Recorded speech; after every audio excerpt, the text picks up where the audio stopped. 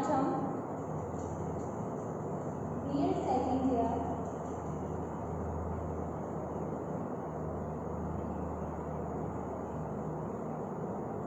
Subject हमारा है pedagogy of geography.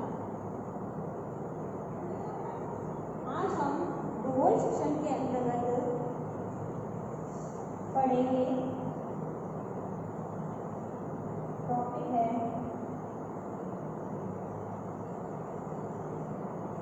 भूगोल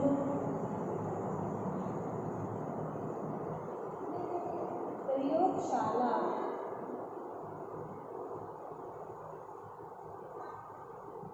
की योजना।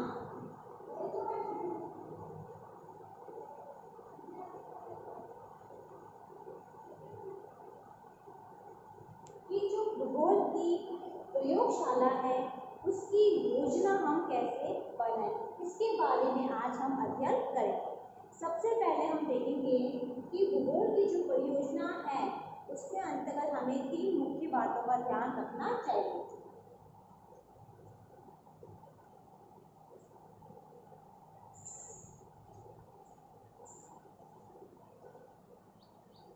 कौन कौन सी है? सबसे पहले जो हमारी है वो है भूगोल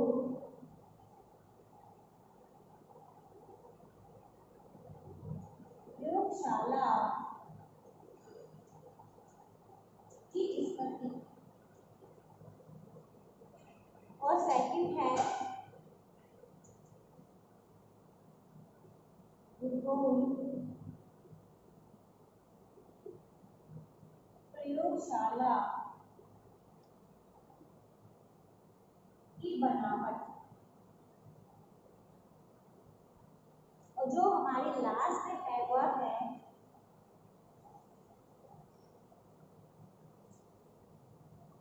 भूगोल के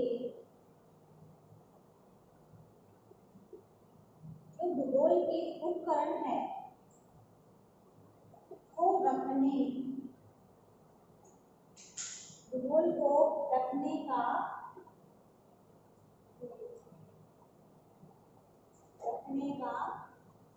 स्थान। जब हम भूगोल प्रयोगशाला की योजना बनाएंगे तो उसके अंतर्गत हमें मुख्यतः 3 बातों को ध्यान रखना है। सबसे पहला जो हमारा है वह है प्रयोगशाला की स्थिति, कि प्रयोगशाला की स्थिति कैसी है।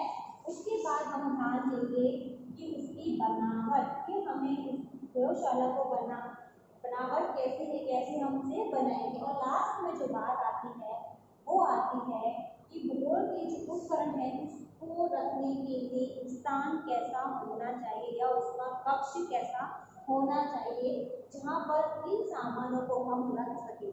तो ये जो 3 मुख्य बातें हैं उस पर विशेष बल दिया गया है कि जब भूगोल की प्रयोगशाला की योजना बनाई जाए तो इन 3 जो मुख्य बातें हैं इस पर ध्यान रखा जाए, जिससे क्या हो कि जब हम योजना बनाएंगे तो इन 3 बातों को ध्यान में रखकर ही हम आगे प्रयोगशाला का निर्माण हम कर सकते हैं।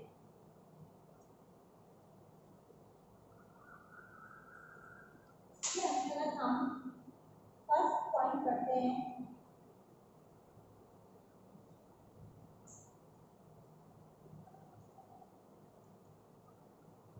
भूगोल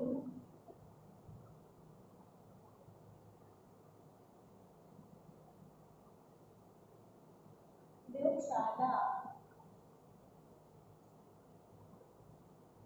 की स्थिति।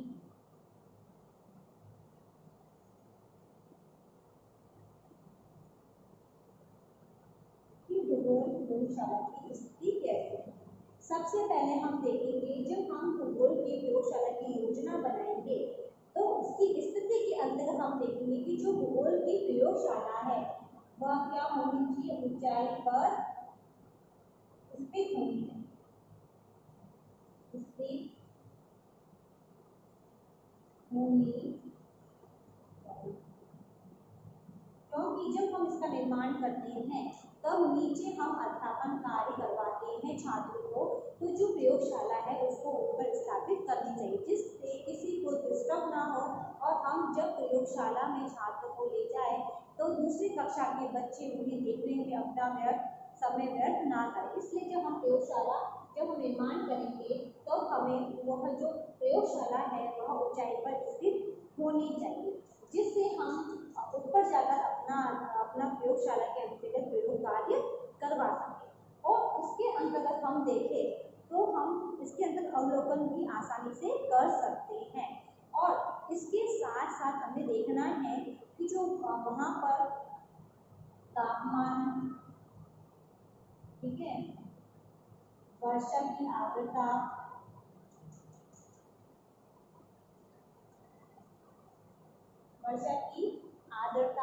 और वायु की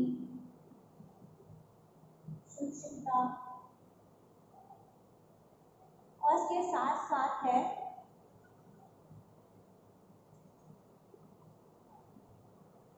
जो प्रयोगशाला का निर्माण करते हैं या योजना बनाते हैं तो हमें देखना है कि वहाँ का तापमान कैसा है, वहाँ वायु की आर्द्रता, ये वायु है, वायु की आर्द्रता कैसी है या वायु की शुष्कता कैसी है, इसका हमें ध्यान रखना चाहिए, तभी हम इसको बना सकते हैं। इसके साथ साथ जो प्रयोगशाला है वह क्या होनी चाहिए, भवन की एक तरफ होनी चाहिए,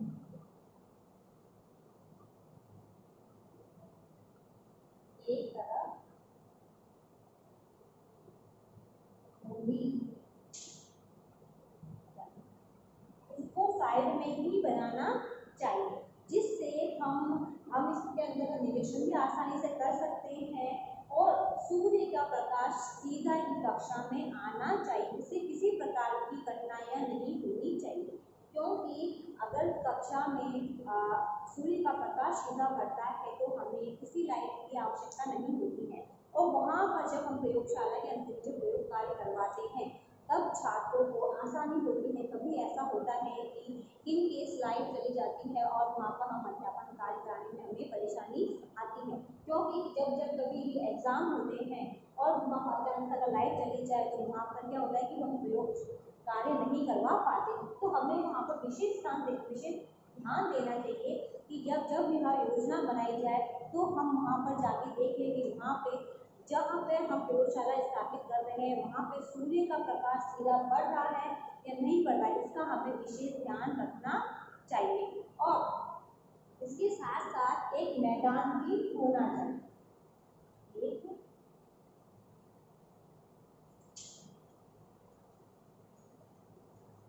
होना। अब मैदान क्यों होगा कि अगर विद्यालय में बीच में अगर मैदान होता है तो वहाँ पर जो छात्र है वहाँ पर जाकर वह खेल सकते हैं, और जो कक्षा है उनको साइड में बनानी चाहिए, एक तरफ मतलब बनानी चाहिए, जिससे क्या है जब हम मैदान का निर्माण करते हैं वहाँ पर तो वहाँ पर कई प्रकार के कई तरह के आउटडोर का भी स्थापित करना चाहिए, जहाँ पर क्या होगी हमें वहाँ पर हवा भी आ सके और छात्र बीच में मैदान के अंतर्गत खेल सके, जिससे प्रत्येक कक्षा के बाहर जब हम मैदान का निर्माण करेंगे तो वहाँ पर हम देख सकते हैं कि कौन सा छात्र वहाँ पर क्या कर रहा है, तो मैदान भी वहाँ पर स्थापित होना चाहिए। इसके साथ साथ कोने में एक वेधशाला का निर्माण भी होना चाहिए,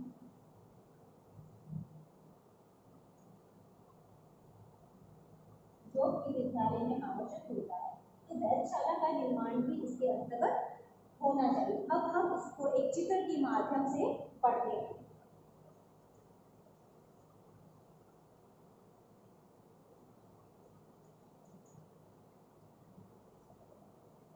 अब हम चित्र के माध्यम से देखेंगे कि जो मैंने आपको स्थिति बताई है वह प्रॉपर कैसे स्थिति होगी जब हम किसी कोई चीज का यानी विद्यालय किसी का जब हम डायग्राम बनाएंगे तो कौन सी चीज कहाँ पर स्थापित होनी चाहिए, कहाँ पर मैदान होने चाहिए और कहाँ पे ऑफिस होने चाहिए, इसके बारे में हम भी चित्र के माध्यम से देखते हैं।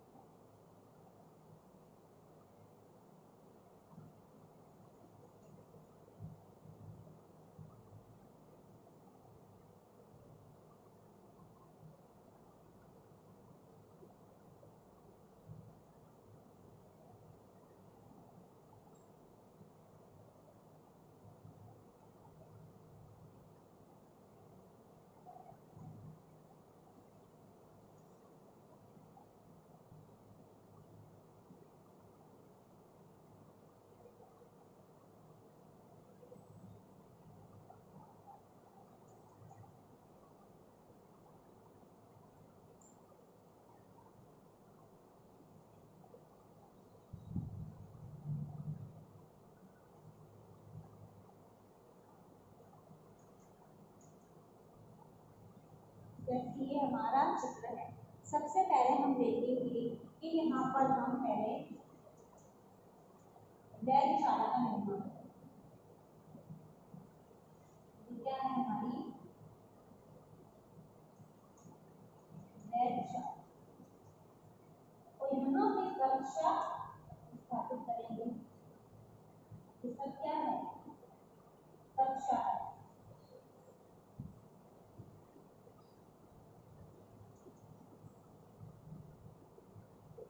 ये सारी हमारी क्या है, कक्षा।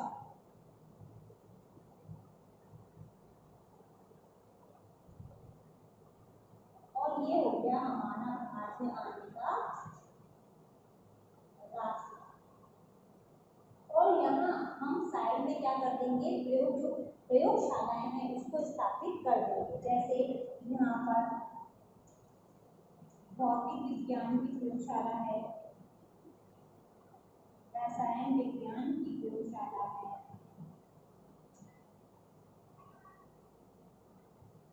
यहाँ भूगोल की प्रयोगशाला है,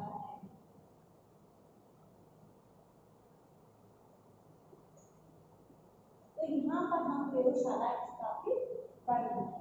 और यहाँ पर भी हम क्या करेंगे, कक्षा स्थापित।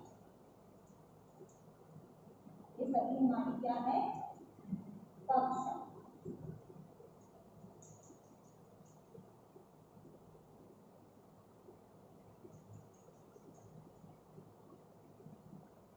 एक से लेके 12 तक की कक्षा का निर्माण हमने इस चित्र के माध्यम से कर दिया। अब हम बताएंगे कि अब सबसे पहले हमने कक्षा और प्रयोगशाला स्थापित कर दी है। अब इसके अंदर हम देखेंगे जो हमारा स्टाफ है या प्रिंसिपल का जो रूम है वह वहाँ पर स्थापित होगा। सबसे पहले हम देखेंगे कि हमने कक्षा को स्थापित कर दी है, जो बीच का जो हमारा स्थान बचा हुआ है वहाँ पर हम इस चीज को स्थापित करेंगे। सबसे पहले हम देखेंगे कि जो बीच का हिस्सा है इसमें हम बना देंगे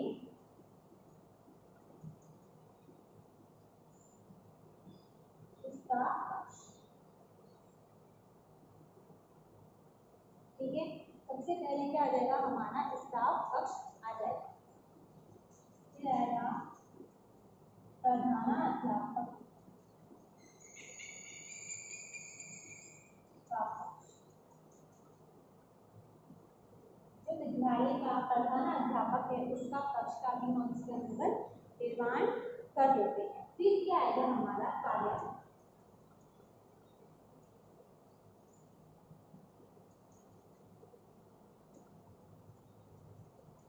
कार्यालय तो होना भी जरूरी होता है, उसको भी हमने स्थापित कर दिया।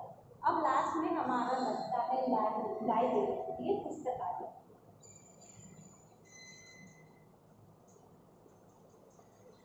तो हमने इस चित्र के माध्यम से सबको स्थापित कर दिया है। अब इसके अंदर हम देखेंगे जो यहाँ का हिस्सा बचा हुआ है, यहाँ की जो जगह बची हुई वह क्या हो जाएगी, हमारे खेल का मैदान।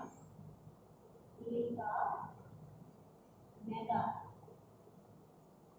तो इस खाली जगह का उपयोग हम खेल के मैदान के रूप में कर देते हैं।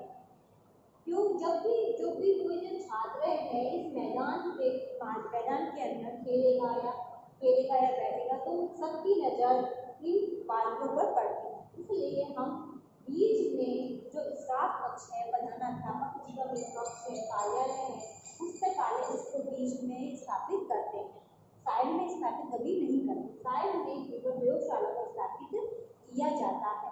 तो ये थी हमारी भूगोल की जो प्रयोगशाला है उसकी स्थिति, जो हमने एक चित्र के माध्यम से इसको पढ़ा है। अब हम नेक्स्ट पॉइंट की ओर चलते हैं।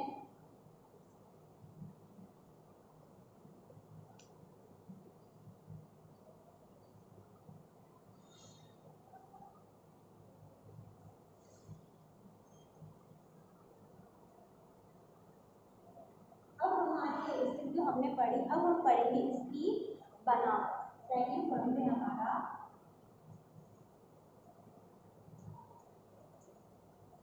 भूगोल प्रयोगशाला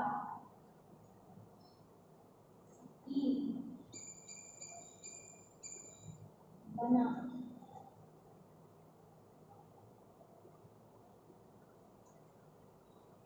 हमारी भूगोल की प्रयोगशाला है उसकी बनावट कैसी हो। तो सर्वप्रथम जब हम बनावट की ओर जाते हैं या हम सोचते हैं कि हम उसकी बनावट कैसे बनाएं, तो सबसे पहले हम इसमें देखेंगे कि जो हमारा कक्ष है उसके अंदर छात्रों की संख्या कितनी है। तो हम सबसे पहले ये ज्ञात करेंगे कि जो हमारा कक्ष है उसमें छात्र कितने हैं।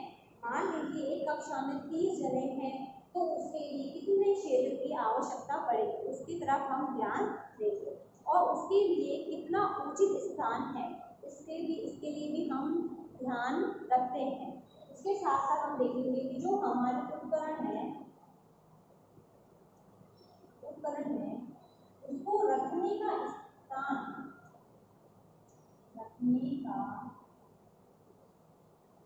स्थान कैसा है, इसके बारे में हम देखेंगे कि भूगोल के अंतर्गत हम अनेक प्रकार के प्रयोग कार्य करते हैं। तो हम सबसे पहले हम छात्रों का भी ध्यान रखेंगे, उनकी संख्या कितनी है, और जो भूगोल का कक्ष है जो हम उसके अंदर उपकरण जब इस काम में लेते हैं तो उसको रखने का स्थान कैसा है, और छात्रों की इसके अंतर्गत बैठने की व्यवस्था कैसी है कि छात्र किस प्रकार बैठे हैं। तो इस चीज को लेकर जो भूगोलवेता थे उनमें कई प्रकार के मतभेद हुए, क्योंकि जो भूगोलवेता है कुछ कहते हैं कि एक व्यक्ति को बैठने के लिए कम से कम 6 x 6 क्षेत्र की आवश्यकता पड़ती है। कोई कहता है कि 2.3 x 2.3 की क्षेत्र की आवश्यकता पड़ती है। तो जो भूगोलवेता थे उन्होंने अपने अपने मत उसके अंतर्गत दिए कि उनके अनुसार भूगोल की बनावट कैसी होनी चाहिए। तो इसके अंतर्गत भी कई जो विचारक थे उन्होंने अपने अपने मत इसके अंतर्गत प्रदान किए कि हम जब भूगोलशाला की बनावट की बनाएंगे तब हमें किन किन चीज की आवश्यकता पड़ती है। तो यह जो प्रश्न है वह भूगोलवेता को एक मत होने नहीं देता है, क्योंकि सभी भूगोलवेताओं के अपने अपने मत होते हैं कि वह प्रयोगशाला की जब बनावट होती है तब हमें कितने क्षेत्र की आवश्यकता पड़ती है। सबसे पहले जब हम बनावट के बारे में सोचते हैं तो हम सबसे पहले छात्रों की संख्या निकालते हैं कि कितने कक्ष में कितने छात्र बैठ सकते हैं। बैठने के पश्चात उनके आसपास कितना स्थान छोड़ा जाए या ना छोड़ा जाए, जो अध्यापक जो टीचिंग करवा रहा है उसके पास कितना स्थान है, वह जब पढ़ाते समय किसी टीचिंग एड का इस्तेमाल करता है या किसी उपकरण का इस्तेमाल करता है तो उसके पास कितना स्थान होना चाहिए कि छात्र को वहाँ सब चीज़ दिखे। क्योंकि कई बार ऐसा होता है कि कक्षा का आकार इतना बड़ा होता है कि यदि हम छात्रों को कोई उपकरण के माध्यम से अध्यापन कार्य करवा रहे हैं तो उन्हें वह चीज़ साफ दिखाई नहीं देती है। या कई बार ऐसा होता है कि कक्षा छोटी होती है और हमारे द्वारा ले जाए गए जो भी उपकरण या टीचिंग ऐड है वो इतने बड़े होते हैं कि छात्रों को उसमें पढ़ने में या दिखने में परेशानी आती है। तो सबसे पहले हम जब भी अध्यापन कार्य करवाएंगे तो छात्रों की संख्या को देखकर करवाते हैं, कक्षा का आकार देख के करवाते हैं कि हमें कहाँ पर किस चीज़ का उपयोग करना है। तो इसके अंतर्गत हम देखेंगे कि जो विचारक थे उसके अंतर्गत 3 विचारक थे जिन्होंने इसकी बनावट के बारे में चर्चा की। उसमें से जो पहला था वह था आदर्शवादी। तो आदर्शवादी थे उन्होंने भी अपने अपने मत दिए। दूसरा था व्यवहारवादी, और जो लास्ट का तीसरा है वह है भारतीय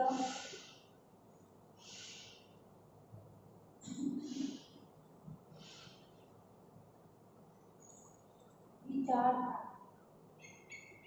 तो ये 3 है विचारक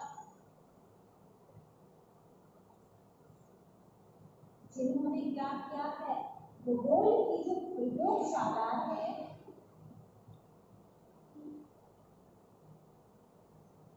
की बनावट के अंतर्गत अपने अपने अलग मत दिए कि भूगोल की प्रयोगशाला की जब बनावट होगी तो वह कैसी होगी।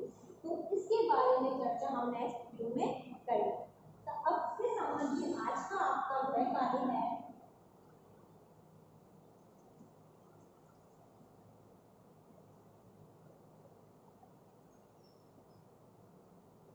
कि भूगोल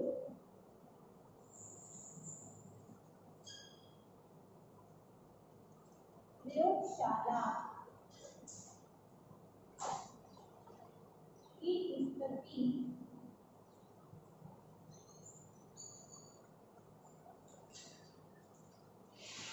के बारे में